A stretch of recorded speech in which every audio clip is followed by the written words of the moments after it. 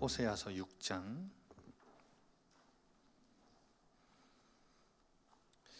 호세아서 6장 1절부터 11절까지 우리 같이 읽겠습니다. 호세아서 6장 1절부터 11절 우리 같이 읽겠습니다. 오라, 우리가 여호와께로 돌아가자. 여호와께서 우리를 찢으셨으나 도로 낫게 하실 것이요 우리를 치셨으나 싸매어 주실 것임이라. 여호와께서 이틀 후에 우리를 살리시며 셋째 날에 우리를 일으키시리니 우리가 그의 앞에서 살리라. 그러므로 우리가 여호와를 알자. 힘써 여호와를 알자. 그의 나타나심은 새벽빛같이 어김없나니 비와 같이 땅을 적시는 늦은 비와 같이 우리에게 임하시리라 하니라. 에브라임아, 내가 내게 어떻게 하랴? 유다야, 내가 내게 어떻게 하랴? 너희의 인내가 아침 구름이나 쉬 없어지는 이슬 같도다. 그러므로 내가 선지자들로 그들을 치고 내 입의 말로 그들을 죽였노니 내 심판은 비처럼 나오느니라. 나는 인애를 원하고 제사를 원하지 아니하며 번제보다 하나님을 아는 것을 원하노라. 그들은 아담처럼 언약을 어기고 거기에서 나를 반역하였느니라. 길르앗은 악을 행하는 자의 고울이라. 피 발자국으로 가득 찼도다. 강도 때가 사람을 기다림같이 제사장의 무리가 세겜 길에서 살인하니 그들이 사악을 행하였느니라. 내가 이스라엘 집에서 가증한 것을 보았나니 거기서 에브라임은 음행하였고 이스라엘은 더럽혀졌느니라. 또한 유다여, 내가 내 백성의 사로잡힘을 돌이킬 때에 내게도 추수할 일을 정하였느니라. 아멘. 성경 구약 읽기 두 번째, 성경 읽으시느라 고생 많으셨죠. 에스더서로 어제 이제 다 읽으셔서 끝났을 텐데 오늘은 지난번에 이어서 하나님을 알아가는 성경 읽기에 대한 의미를 세 번째 시간으로 이렇게 여러분과 말씀을 잠깐 나누고자 합니다. 저희가 그 첫 번째 성경 읽기에서는 모세오경을 다 저희가 읽었죠. 그리고 저희가 두 번째 성경 읽기는 구약의 한 분류인 역사서를 저희가 읽었습니다. 이제 다음 세 번째 성경 읽기는 시가서 그리고 지혜서를 읽겠죠. 욥기, 시편, 잠언, 전도서, 아가서, 그리고 또 선지서를 또 저희가 읽게 될 겁니다. 이렇게 되면 구약 성경은 저희가 올해 안에 다 읽게 될 텐데요.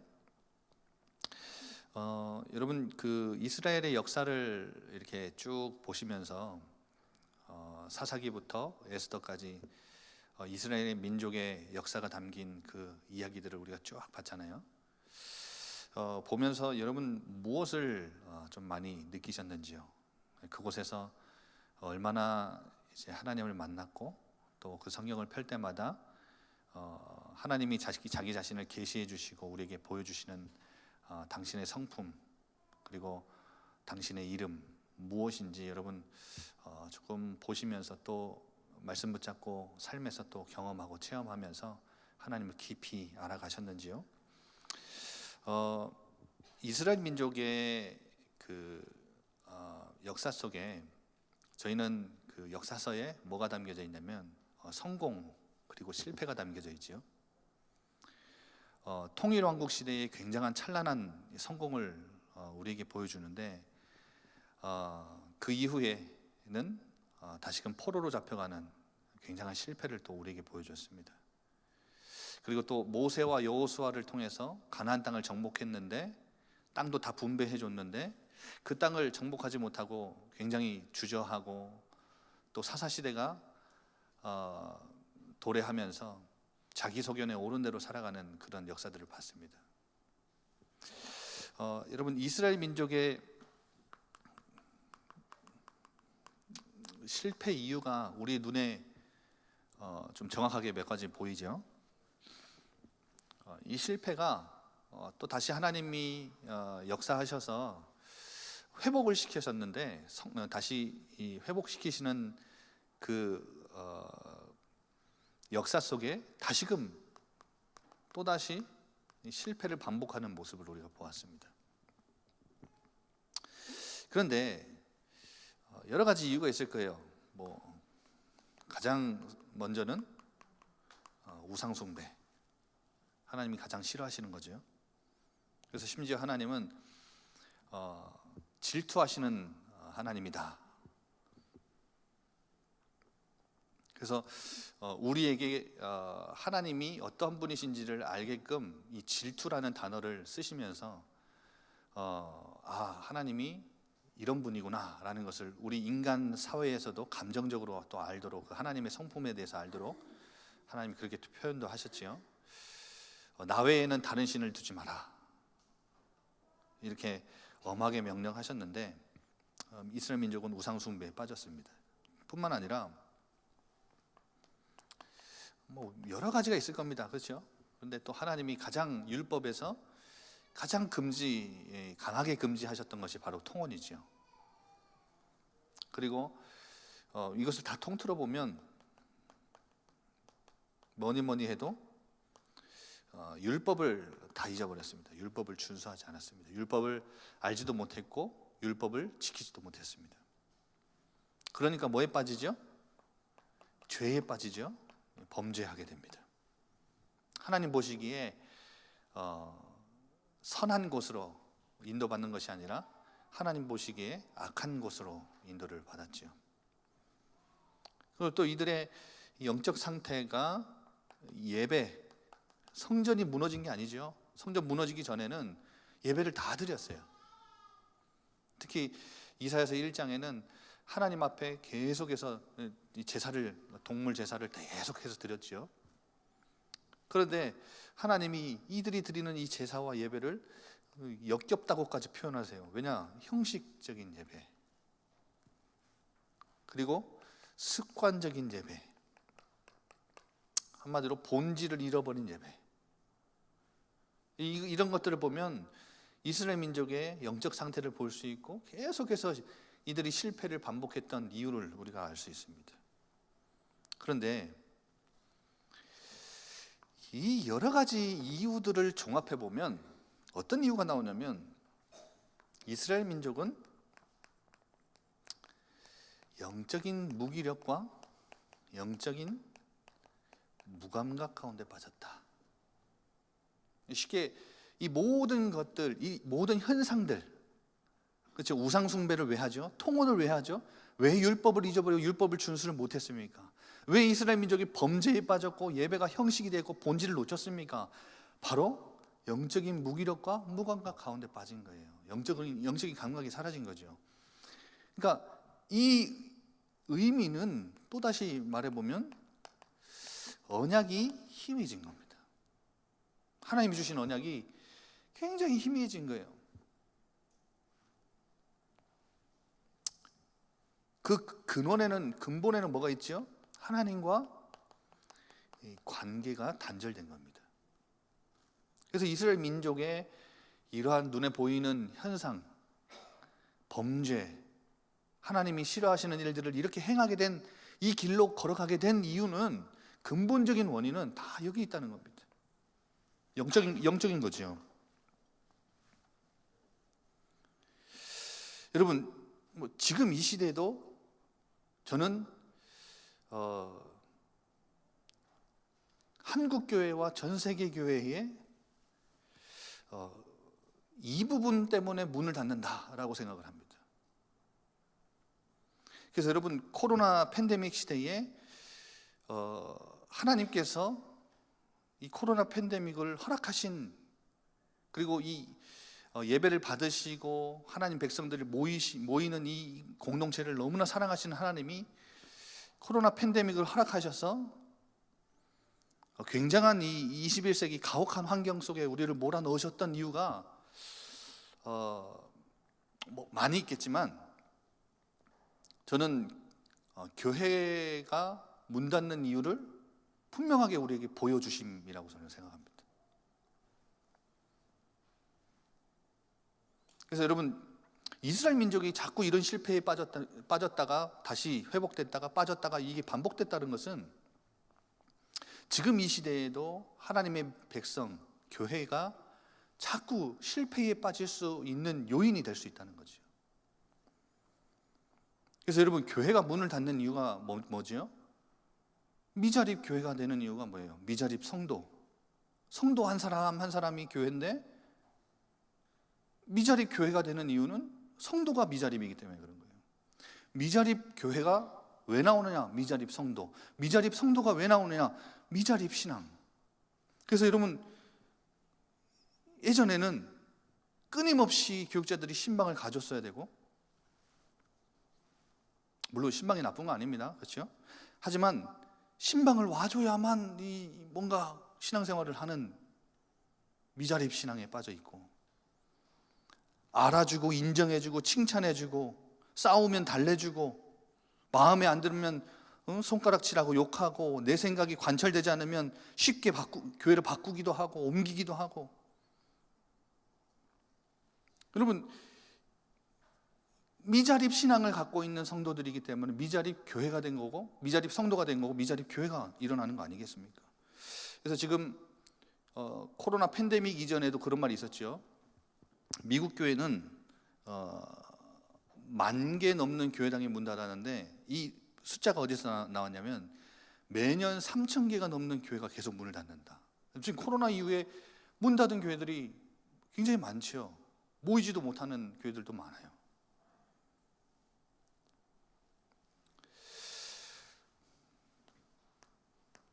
그러면 반대로 하나님이 이 이스라엘 민족이 실패하는, 교회가 실패하고 교회가 문을 닫는 이 실패에 빠지는 반복적인 이유를 우리에게 성경을 읽으면서, 역사서를 읽으면서, 이스라엘의 역사를 보면서 뭘 우리에게 보여주셨냐면, 뭘 우리가 붙잡고 알기를 원하시냐면, 바로 어떤 사람을 하나님이 쓰신다? 하나님이 어떤 사람을 들어서 문 닫는 이스라엘을 회복시키셨다? 문 닫는 교회를 어떤 사람을 통해서 회복시키신다? 뭘 가진 사람이요? 영적인 감각을 가진 사람.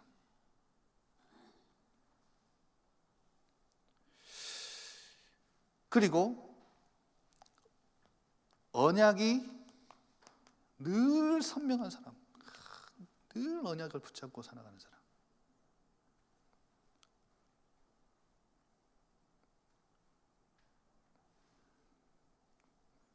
그리고 하나님과의 관계가 굉장히 가깝고 친밀한 사람.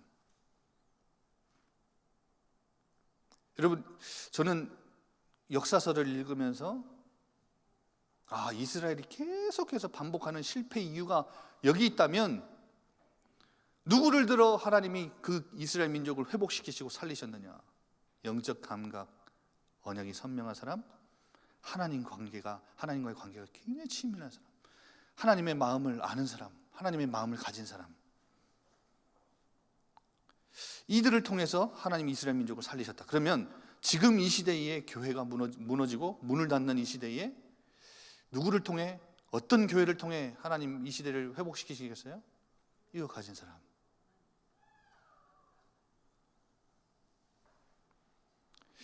여러분, 그래서 코로나 팬데믹은 우리 한국교회, 세계교회에 하나님이 던지시는 굉장한 도전이다, 이렇게 볼 수 있습니다. 왜 도전이 필요한지 아십니까? 영국인들이 이 청어를 굉장히 좋아한대요. 그래갖고 이 청어를 한참 먹는데 다 이제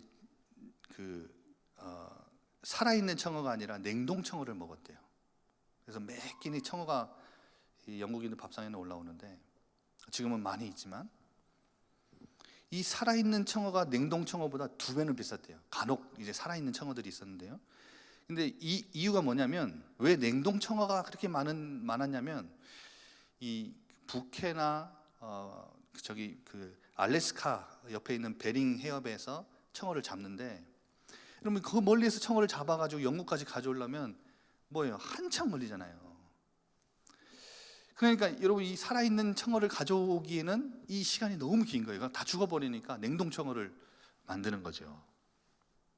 근데 어느 날부터 이 런던 수산시장에 살아있는 청어가 막 이렇게 공급되기 시작했답니다. 어느 한 이제 어부가 이 살아있는 청어를 거기서 잡아오는 거예요. 그래갖고 이 옆에 있는 어부들이 아니 어떻게 하면 이 살아있는 청어를 이 잡아와가지고 이렇게 비싸게 팔 수 있느냐 물어봤다고 하더라고요. 그래서 이 어부가 방법을 알려줬대요. 안 알려주고 독점했으면 돈 많이 벌었을 텐데, 그렇죠?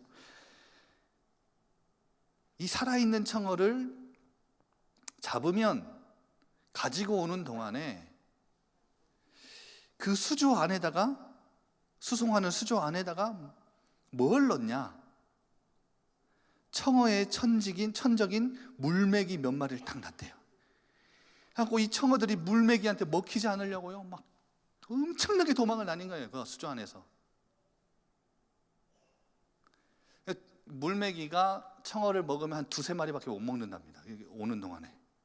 나머지는 다 살아있는 거죠.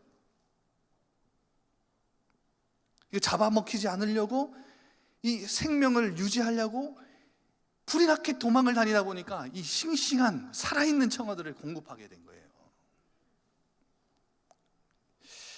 이게 굉장히 유명한 이야기죠. 아시는 분들은 아시겠지만 역사학자 토인비가 역사의 연구라는 책을 20년 동안 26개의 문명권을 추적해서 완성한 책인데요, 여기에서 내놓은 역사 이론이 있어요. 도전과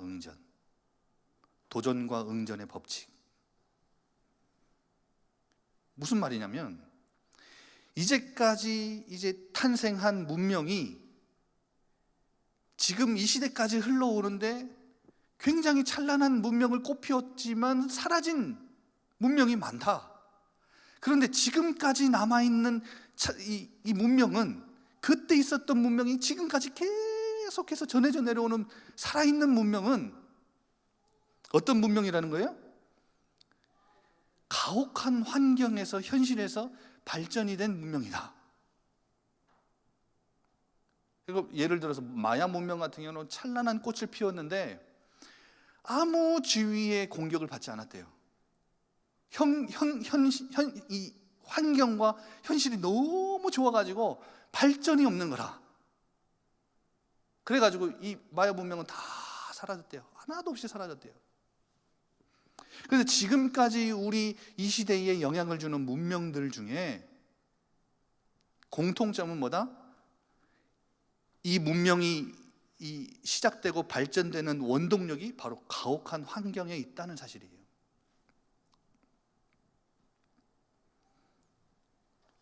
그래서 여러분, 외부로부터 도전에 효과적으로 응전했던 민족과 문명은 살아남았는데 그렇지 못한 문명은, 다 도전이 없던 문명과 민족은 다 소멸됐다는 겁니다. 무사한 일에 빠진 거지요. 여러분, 지금 이 시대의 교회가 무사한 일에 빠지지 않도록, 하나님이 주신 언약이 희미해지지 않도록, 하나님과의 관계가 단절되지 않도록, 멀어지지 않도록, 교회가 문을 닫고 있는 시대 속에 하나님이 코로나를 주셔가지고 뭘 하시는 거냐? 도전을 막 던지시는 거예요. 여러분 아시잖아요. 코로나 이전부터 한국교회와 세계교회가 문을 닫고 있다는 말은 늘 우리에게 계속해서 나왔던 언약이에요. 그런데 갑자기 코로나가 터졌죠. 그 전에 우리 다락방과 유 목사님이 계속해서 강조하셨던 이 시대의 교회의 문제가 뭐냐? 교회가 미자립이다, 미자립 교회다. 그거 계속 얘기하셨잖아요. 왜 미자립 교회냐? 미자립 신앙, 미자립 성도. 그런데 코로나가 터졌어요. 뭐예요? 무슨 메시지예요? 너희 교회는 여기 갈 거냐, 여기 갈 거냐, 여기에 빠질 거냐, 여기에 들어갈 거냐, 이건 거예요. 이 도전을 하나님이 우리에게 떠주신다고 보면 돼요. 그러면 여러분, 이 시대에 하나님이 던지신 이 도전에 우리는 올바르게 응전했는지, 아니면 아이고 이 또한 지나가리라, 지나가겠지 뭐 이제까지 전염병 뭐 이것도 지나갔고 저것도 지나갔고 다 지나갔는데 이것도 또한 지나가리라. 하나님 은혜로 다 지나가리라. 물론 은혜로 다 지나가겠지만 하나님이 그 안에 숨겨두신 굉장한 도전들은 우리가 뭘 해야 돼요? 리스판스, 응전을 해야 된다는 거예요. 하나님 앞에 응답을 해야 된다는 거예요. 하나님이 도전을 주신다면 우리는 그에 맞는 응전을 해야 된다는 거예요. 그게 도전과 응전의 법칙이에요. 여러분, 이 영적인 도전에 우리 교회는 적절하게 대응하고 있는가? 더 대응했는가? 하나님 앞에 반응했는가? 질문해 봐야 되겠죠. 그럼 저는 여러 가지 우리가 대응을 했어요. 뭐 다른 교회들이 다 하는 것처럼 우리 교회도 뭐 줌으로 예배도 드리고 뭐 구역 예배도 드리고 지교회도 하고 다락방도 하고, 그거 놓치지 않으려고 무던히도 우리는 애쓰고 노력했죠. 뿐만 아니라 이 시대에 우리 같이 전도운동하는 우리 지역에 있는 교회들이 힘들어하는 그 모습들을 보고 우리가 어떻게든, 우리 교회도 힘들고 여러분 한 사람 한 사람 각자 사업하시는 분들도 힘들고 다 힘든데 어떻게든 이 하나님이 우리 교회에 주신 복을 전달할 수 있는 기회로 삼아가지고 선물도 작지만, 아주 작지만 조금의 보탬이 되려고 기도하면서 헌금을 모아서 드리기도 했죠.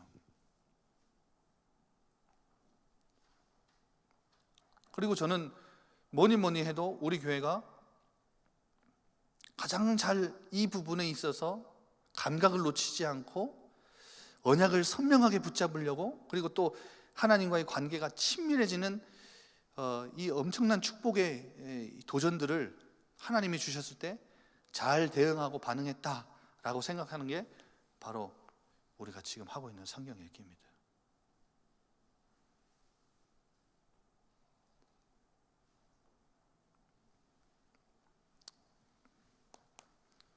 하나님을 알아가야 하는,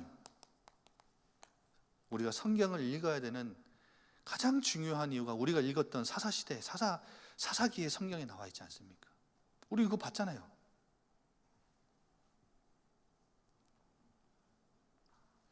사사는 뭐예요? 이 사사라는 이름이 뭐예요? 재판관들, 영어로는 재판관들. 그런데 이 저지, 이 재판관들, 이 사사기가 영어로 저지인데, 여러분 이 뜻은 재판관인데 이 사사들이 했던 역할은, 주된 역할은 무슨 역할이죠? 구원자의 역할이에요.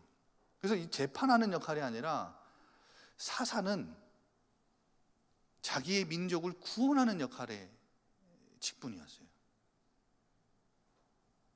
그래서 사사기의 진정한 메시지는 뭡니까? 우리의 이스라엘 민족의 진정한 구원자는 누구예요? 하나님이라는 거예요. 이게 사사기의 메시지라니까요. 그러니까 하나님이 우리의 왕이시고 하나님이 우리의 구원자시고, 이거를 누구는 알았다는 거예요? 여호수아와 모세는 철저히 알았다는 거예요. 여러분 아시다시피 출애굽기 17장에 이스라엘 민족이 가장 먼저 출애굽해서 나와가지고 싸운 민족이 아말렉입니다. 그리고 여러분 이 아말렉은 또 의미가 있는 게, 지금 여러분 어제까지 에스더서를 읽었는데 에스더서 모르드게와 유다인들을 죽이려고 했던 하만이 바로 아말렉 사람입니다. 그러니까 형제인데, 에서의 그 족속 아닙니까? 근데 형제인데 나오자마자 마지막까지 뭐 했던 사람? 대적했던 자가 바로 아말렉입니다. 아말렉과의 전투가 끝나고 나서 하나님이 모세에게 이런 지시를 내리시죠. 여호수아의 귀에 이 승리를 계속해서 외워 들려라. 계속 외워서 계속 듣게 하고 계속 외우게 해라. 왜요? 하나님이 우리의 구원자시고 왕이시다. 군대 장관이시다. 네가 네 능력 갖고 싸운 게 아니라 하나님이 너에게 승리를 주신 것이다. 여러분 이거를 절대 잊지 않도록, 하나님이 왕이시다. 우리는 그의 백성이다. 하나님이 우리의 구원자시다. 우리는 그의 종이다. 그의 자녀다. 하나님이 우리를 다스리신다. 그래서 여러분, 그 이스라엘 민족에게 복음은 하나님이 우리를 통치하러 다시 오신다. 이사야가 포로된 이스라엘 민족에게 외쳤던 복음이 그거잖아요. 하나님이 왕의 대로를 깔아라. 우리가 하나님이 다시 이스라엘 민족을 통치하러 오실 것이다. 그게 복음이에요. 뭘 놓치지 않도록요? 영적인 감각을 놓치도록 계속 귀에 외워 들려라. 그런데 이 사사기서는 사사기 1장에 뭘 이야기하죠? 여호수아가 죽고 난 이후에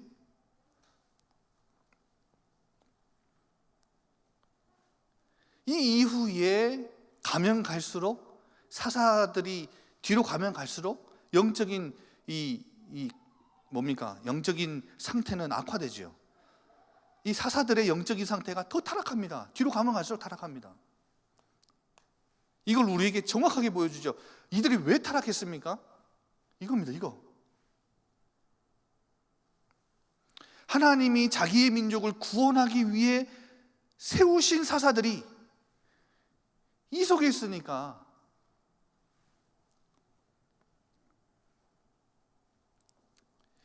그래서 여러분 사사기서 17장 6절 왕이 없으므로 18장 1절 왕이 없으므로 19장 1절 왕이 없으므로 21장 25절 왕이 없으므로 자기 소견에 오른 대로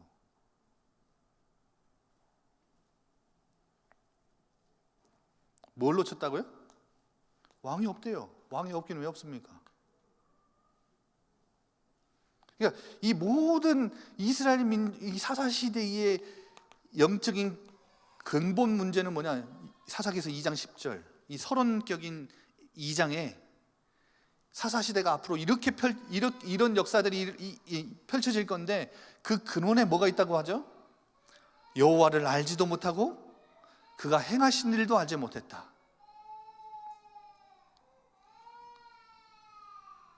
그러니까 여러분 우리가 사사 시대를 보면서 뭘 해야 되겠다고 우리는 마음속에 굉장한 하나님의 도전을 받았죠.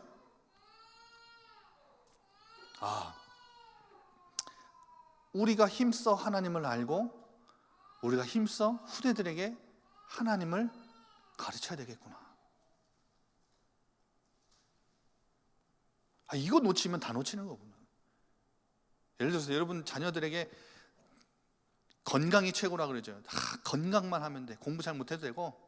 근데 이제 공부할 때 되면 또 공부 욕심도 나가지고 건강도 하지만 공부도 잘해야 돼. 이렇게 하겠지만 여러분 건강해야 돼. 처음에는 잘 먹어야 돼. 튼튼해야 돼. 공부도 좀 잘했으면 좋겠어. 뭐 또 했으면 좋겠어. 뭐 남자도 잘 만나야 되고 여자도 잘 만나야 돼. 뭐 다요, 여러분. 다 가르치고 다 잔소리하고 다 얘기하고. 그런데 우리 자녀들이 다 컸는데 여호와만 알지 못하고 그가 행하신 우리 가정에 행하신 일을 알지 못한다고 생각해 보세요. 그건 재앙이죠, 재앙. 그것만큼 큰 재앙이 어디 있습니까? 그러니까 여러분 지금 그러면 우리 자녀들에게 이걸 전달하기 위해서는 뭐가 있어야 돼요? 우리가 이 영적 감각을 상실하면 안 되겠죠. 그리고 죄에 대해 둔감해지면 안 되겠죠. 그리고 세상 나라를 쫓아 살지 않고 세상의 쾌락과 세상의 욕망을 쫓아 살지 않고 하나님과 더 친밀해지기를, 하나님과 더 가까워지기를 간절히 갈망하고 열망하는 자들이, 그걸 쫓아가는 자들이 돼야 되겠지요. 그게 복 있는 사람이니까요. 복 있는 사람은 악인의 꾀, 죄인들의 길, 오만한 자의 자리에 앉지 않아요. 그런데 우리 렘넌트들이 그걸 좋아하게 되면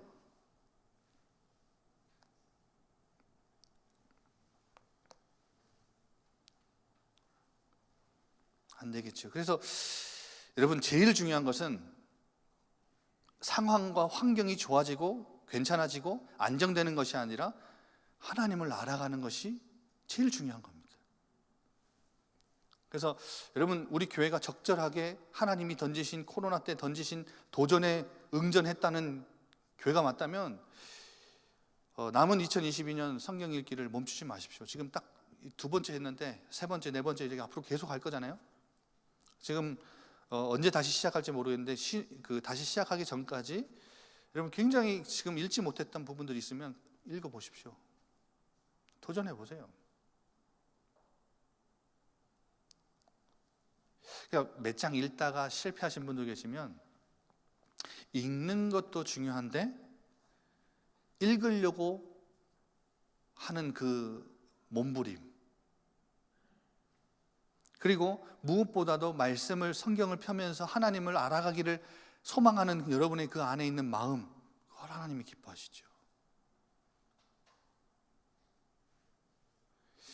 하나님은 마음만 받으시겠지만 여러분 다 읽으셔야 교회에서 주는 선물도 받으실 수 있습니다.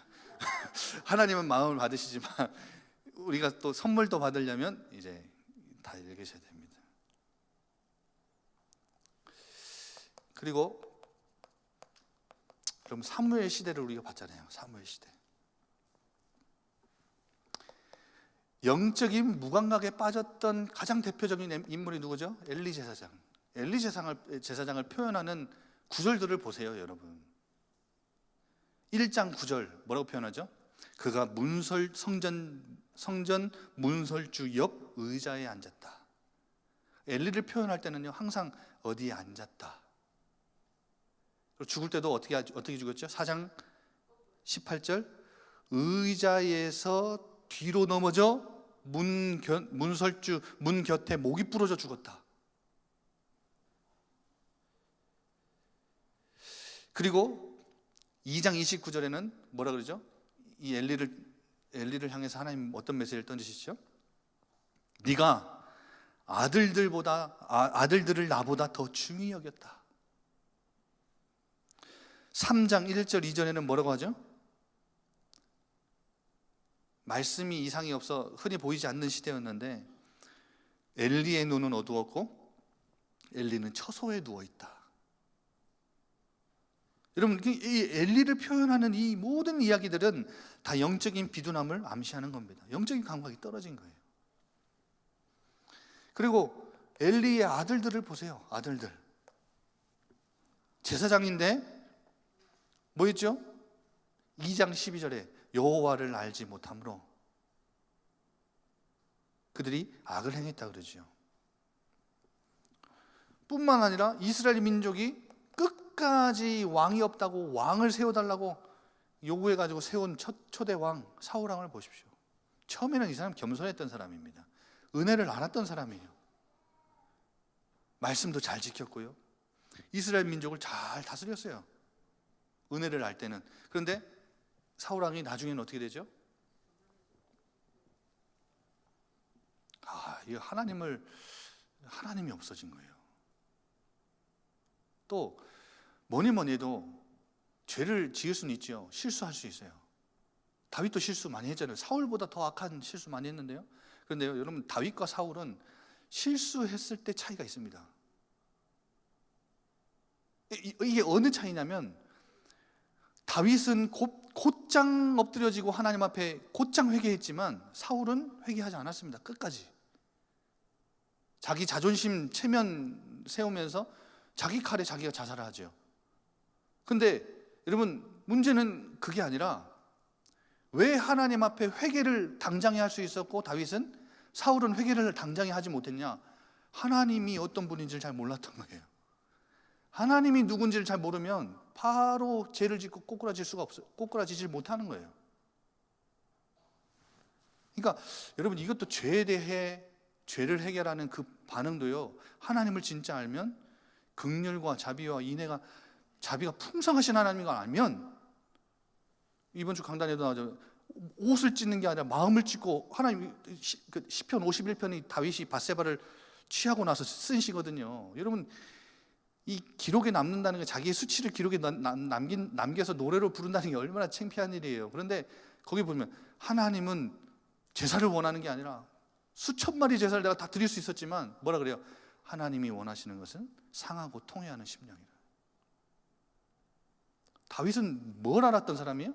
하나님을 진짜 잘 알았던 사람이에요. 사울은요, 하나님을 모르기 때문에 죄를 지어도 돌아서지 못한 거죠. 여러분, 이렇게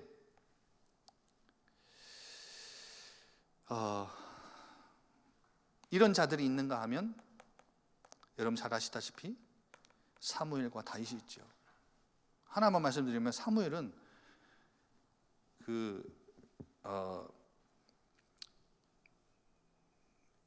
언약궤 옆에 누웠다. 엘리는 그렇게 표현 안 하는데, 그렇죠? 언약궤 옆에 누웠다. 그리고 실로에서 하나님이 말씀을 통해 자기 자신을 사무엘에게 나타내시고 보여주셨다. 여러분 이렇게 표현이 되죠. 한마디로 사무엘과 다윗, 여러분 이들의 차이는 뭐예요? 사무엘 시대에 뭐죠? 영적인 감각뿐만 아니라 하나님과의 관계, 또 하나님을 알아가는 지식, 이게 달랐어요.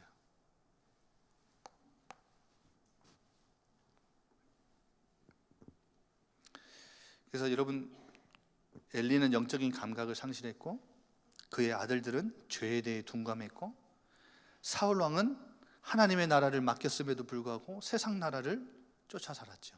자기 나라를 확장하기 위해 다윗을 죽이려 다닌 거예요. 그런데 다윗은 하나님을 알았기 때문에 하나님의 은혜를 알았고 하나님이 맡기신 나라인 것, 자기는 왕이 아니라 대행자인 걸 알았기 때문에 뭐예요?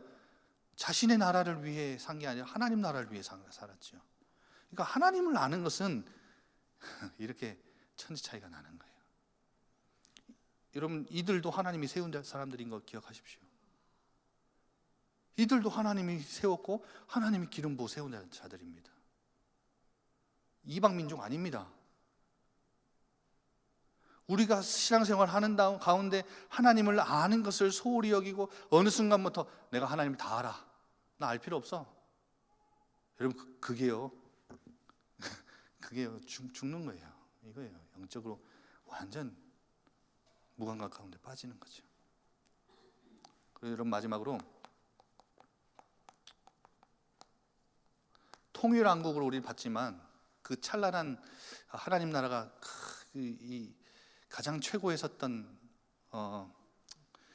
다윗의 나라를 봤지만, 통일 왕국을 봤지만 분열 왕국을 보세요. 분열 왕국 시대. 북이스라엘에는 19명의 왕이 있었고 남유다에는 20명의 왕이 있었습니다. 그런데 여러분, 북이스라엘의 왕들은 19명 왕 전부 다 뭐예요? 하나님을 알지 못하는 왕들이 있어요. 그런데 남유다에는 20명의 왕들 중에 8명만 하나님을 알고 하나님 앞에 하나님이 원하시는 길로 걸어갔던. 그러니까 여러분, 이 남유다 시대 그 북이스라엘이 멸망하기 직전에 활동했던 선지자가 바로 호세아 선지자입니다. 그래서 오늘 읽은 본문이 호세아서인데요. 한 장만 앞에 넘겨보시면 호세아서 4장 6절에서 10절 보여요?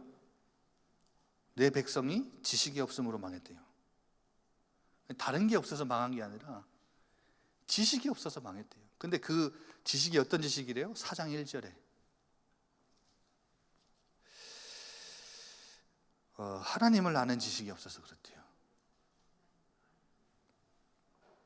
근데 이 하나님을 아는 지식이 없으면 뭐예요? 이 땅에는 진실도 없고 인애도 없고 저주와 속임과 살인과 도둑질과 간음뿐이요 포악하여 피가 피를 뒤이음이라.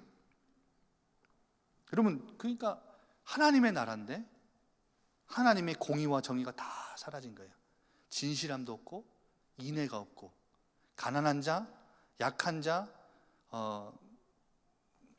그 과부,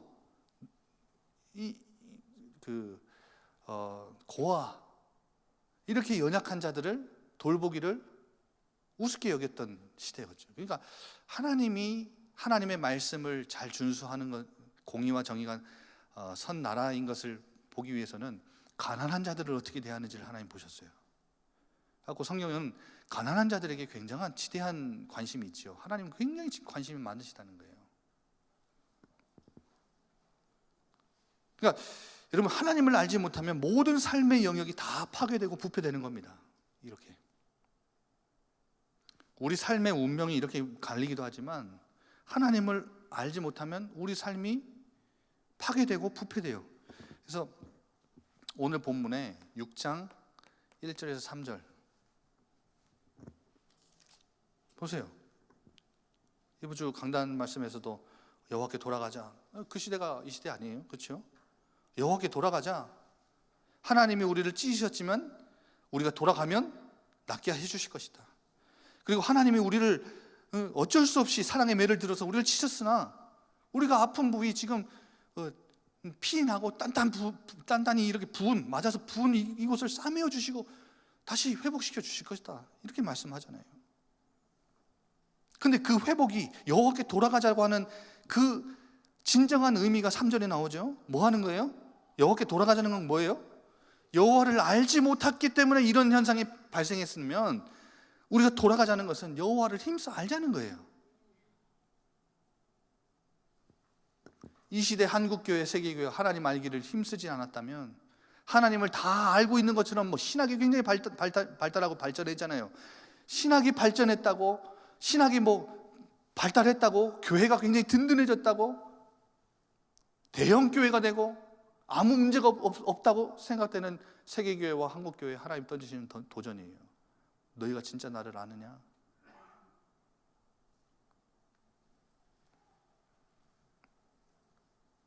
그래서 여러분, 마지막 결론으로 예레미야서 7장 25절 26절,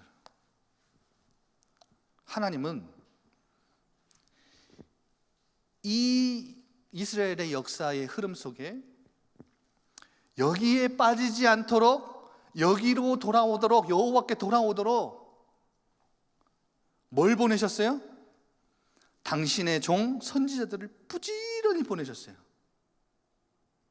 여러분, 우리가 말씀을 읽어야 되는 이유, 말씀을 들어야 되는 이유 뭐예요? 하나님은 하나님의 종 선지자들을 부지런히 보내셔서 말씀을 전달하죠. 뭐 하기 위해서? 하나님 알기를 원해서. 그래서 여러분, 강단 말씀도 그냥 듣고 틀리지 마시고 그 안에서 내가 하나님, 어떤 하나님인지를 알고 만나기까지는 계속해서 묵상해야 돼요. 계속 묵상하십시오. 저는 포스트잇 한 장에다 앞에다가 늘 강단 말씀 딱 들으면요, 포스트잇에다가 딱 저는 요약을 합니다. 요약을 하고 뭐가 나올 때까지 요약하냐? 내가 이번 주간에 만나고 누려야 될 하나님 딱 쳤습니다. 하나님이 누구신지 알기를 그치면요, 저는 목회 못해요, 여러분. 제가 하나님을 모르는데 뭐 어떻게 하나님을 설명하고 하나님을 증거합니까?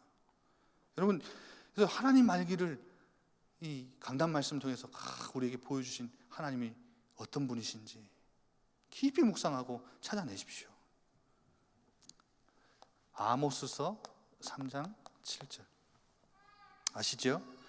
주께서는 자기의 비밀을 그 종 선지자들에게 보이지 아니하시고는 결코 행함이 없으시다. 여러분, 하나님은 말씀 주시고 행하시는 분이에요. 말씀을 주시지 않고는 행하지 않는 분이라고요. 그래서 우리가 말씀을 듣고 하나님을 깊이 알아가야 되는 이유가 여기 있습니다. 그러니까 하나님은 이스라엘 민족에게 계속해서 알리셨어요. 하나님께 돌아오면 너희들은 회복되는 거야. 너희가 계속해서 나를 떠나면, 이 속에 있으면 너희는 계속 나한테 맞아야 되는 거야. 하나님이 징계하실 때 웃으면서 막 좋아서 징계하시겠습니까? 여러분, 자녀들 정말 말 안 들을 때 회초리 드는 그 심정 아니겠습니까? 그렇죠? 그보다 더한 심정이죠. 왜? 이미 우리를 돌이키시기 위해 자기의 독생자 예수 그리스도를 십자가에 못 박아 죽이시면서까지 우리를 사랑하셨는데 그 사랑을 외면하고 돌아선다니까요. 그 사랑을 쳐다보지도 않고 다른 사랑 구해서 세상 쫓아 사는데 하나님이 얼마나 속이 터질 노릇입니까? 다 해줬는데, 다 줬는데 덜 준 것처럼 딴 거 바라보고. 여러분, 이 시대에 하나님이 던지신 이 교회에 던지신 귀한 도전에 응전하는 귀한 우리 예일교회의 성경 읽기가 되기를 주의 이름으로 축복하고 축원합니다. 하나님 아버지,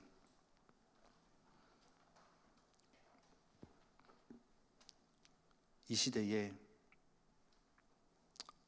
이스라엘의 역사를 보면서 반복되는 그 실패의 이유, 영적인 무기력과 영적인 무감각, 언약이 희미해지고 관계가 단절됐던 이 도전을 교회가 문을 닫는 이 시대에 코로나를 통하여 우리에게 던지신 하나님 아버지, 우리가 그 하나님의 도전을 올바르게 응전하는 교회가 되길 원합니다.